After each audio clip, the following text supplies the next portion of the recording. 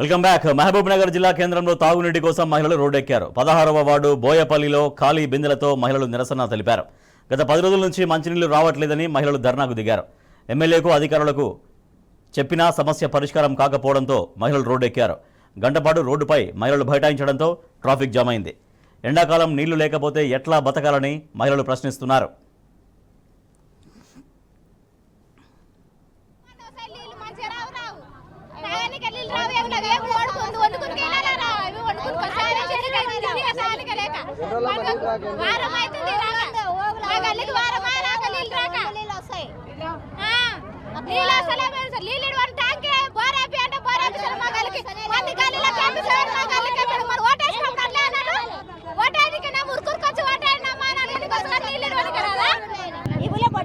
పెట్టిండ్రు ఒక్క చుక్కలు నీళ్ళు లేవు. పెద్ద మనుషులు లేరా?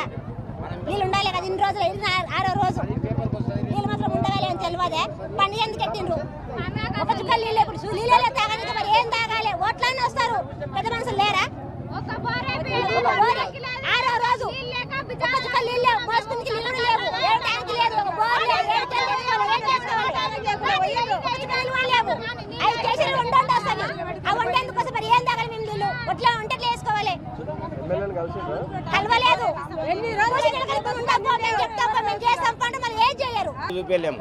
ఒక్క ట్యాంకర్ నీళ్ళు కొనుక్కొని 5 మందిని తాగినాం. 5 ఇళ్ళలో మోసుకున్నాం. కౌన్సిలర్ అడిగితే కౌన్సిలర్ కాయం పెట్టి తెచ్చిండు.